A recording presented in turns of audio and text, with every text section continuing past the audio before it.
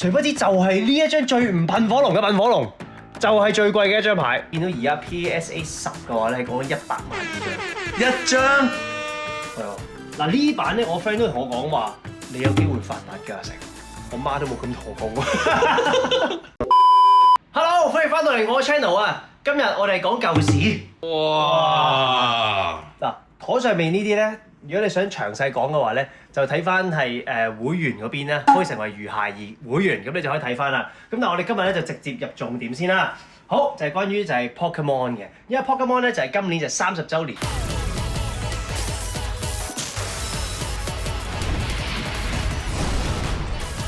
所以而家咧就好火紅、火綠、火熱啦。我細個儲咗好多呢啲 Pokemon 嘅貼紙，佢哋會進化嘅，你知唔知？即係比卡超就雷超咁樣啦。我以為貼紙進化到變 A4 紙。今日我呀，俾尊重啦，係咁噶，你睇到啊？哇！今日咧就一嚟咧就係講 Pokemon 卡。試完就係我嗰日見到新聞，有個美國嘅網紅就賣咗一張卡，就係1600萬美金。呢個數字係一個對我嚟講嘅天文數字啊！我決定揾翻自己啲卡出嚟，因為我人咧對於斷捨離咧係完全冇關嘅，所以等我翻起我床下底嘅時候，俾我揾到呢一本寵物小精靈嘅卡簿。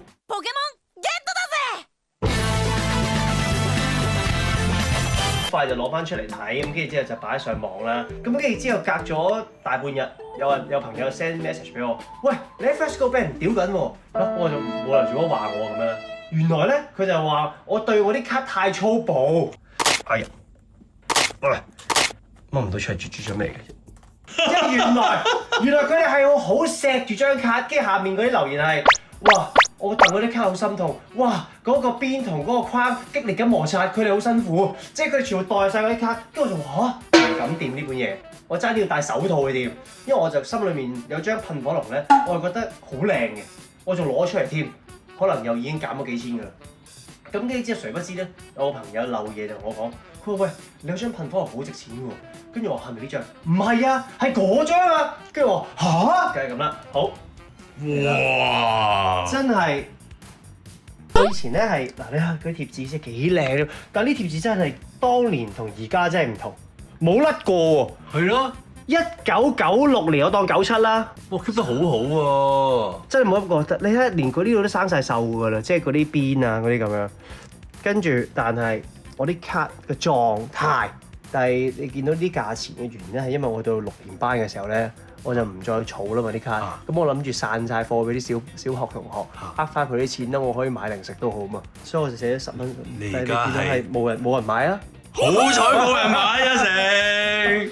即係我就分咗係數嘅，所以我就儲係行先啦，所以就係即係奇花啦、巴塔蝶啦、大針鋒啦、阿帕怪啦、尼多後啦、尼多王咧係我第一張擁有嘅卡嚟嘅。係我即係咁多個 Pokemon 卡裏面第一張擁有嘅卡嚟嘅。初戀啊！嗰陣時咧係北角有一個地方叫時代廣場，佢係一個好噏得嘅廣場嚟嘅。跟住佢裡面有一間專賣卡嘅鋪頭，當中有個阿伯，咁個阿伯咧就會引入呢啲唔同嘅卡。所以我印象中咧頭嗰1、2、3、4代嘅卡咧，其實我都係儲齊晒咁滯㗎。你睇下，哇！霸王花呢張都係我第2、3張開始擁有㗎啦。霸王花、大食花、爛泥怪、毒氣雙子呢一張，邊一張？我就以為係呢一張噴火龍係最靚㗎啦。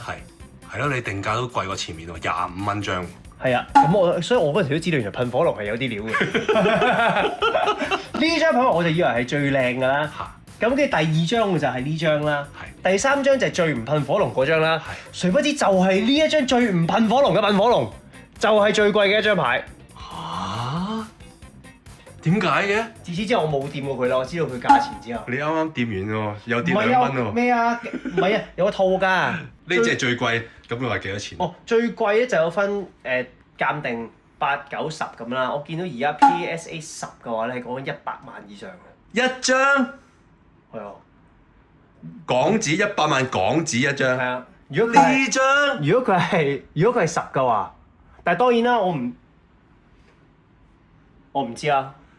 呢一鳳凰都靚嘅，鳳凰都靚，但係其他啲我就冇再咩研究啦。最初代水箭龜我想講都 keep 得幾好㗎，水箭龜，跟住就鯉魚龍，其中因為我好中意咧一隻咁 hea 嘅鯉魚王喺度。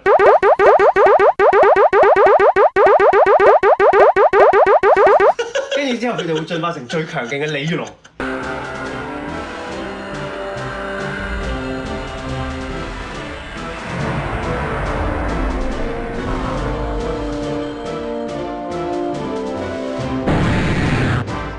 你睇下，哇！呢張先靚啊！呢張嚟用靚，但係我真係唔知佢而家值幾錢啊嘛？你點評價？呢度咧又係啲契弟咧專買靚即係識嗰啲咧比卡超，所以我得翻兩隻比超，跟住之後雷超啦已經。跟住呢度咧就係我又要個故事講啦呢度。嗱，呢一隻代獸咧俾我發現咗樣嘢，有另外一隻卡係講緊多過貴過噴火龍。因為嗰隻卡咧就係一個活動裏面咧佢送嘅，所以咧佢就非常之有限。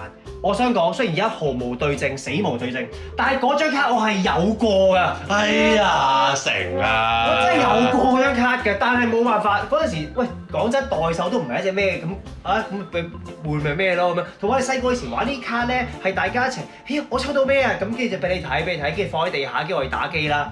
其中有一隻牌係俾人我 friend 咧起身一踩啲咩？哦，踩到你嘅卡度 ，sorry， 屌巢撚晒！哦，唔係啊，係佢啊，呢隻啊，你睇下，立湯袖啊，屌你一嘢踩落去，你咪都巢晒，所以係啊，lift 咗啊，係啊，跟住之後就冇啦，咁嗰張卡揾唔到，跟住之後冇啦，卡比獸我都好愛嘅，除非有人出好貴錢咧，如果唔係我唔會買。但係你試下打動我，點樣可以打動你？出錢得㗎啦！啟暴龍，路基亞金銀版路基亞，隆重介紹我其中一隻最愛嘅寵物小精靈耿鬼，跟住佢就話呢兩隻耿鬼咧都閒閒地都4-5位數㗎啦咁樣。跟住我就話呢隻耿鬼啊，因為我覺得呢隻靚啲啦。係啊。跟住佢話唔係，我唔會照錯。佢話唔係啊，你隔離嗰隻啊，我點解？佢話咧呢隻咧係墓地版嘅耿鬼，佢後面咧有墓地嘅。跟住我話嚇，我都嚇。咁跟住好啦，又落嚟到下邊咯喎。呢一隻係火箭兵團嘅超夢夢。你知唔知呢張牌同其他有咩分別啊？呢張又係咩宇宙版定墓地版定咩？唔係㗎，呢張係我哋肉眼都睇得出嘅分別㗎。嗱，我本身都睇唔出嘅，但係你講我你就會咁樣㗎啦。佢分別係原來佢係第一張嘅 Pokemon card 咧，佢係有3個功能嘅，佢係有3個招式嘅。你明唔明我講咩啊？係喎，其他真係冇㗎喎。係啊，佢話係第一張有嘅，所以咧都值錢。咁跟住之後就冇啦，嗱，超夢夢。咁跟住之後呢張，我諗好多人哋都知道，我嗰陣都擺出嚟啦。呢一隻就係古代版嘅夢夢，但係佢哋話有好多個唔同嘅版本，而我亦都唔知道自己呢隻係咩版本，所以我唔知道究竟佢係值唔值錢。上半部去到呢度，聽日咧約咗個朋友帶我去鑑定一下啲卡，同我睇下邊張卡究竟值得攞去真正嘅鑑定，咁我就知嗰隻噴火龍值幾錢啦。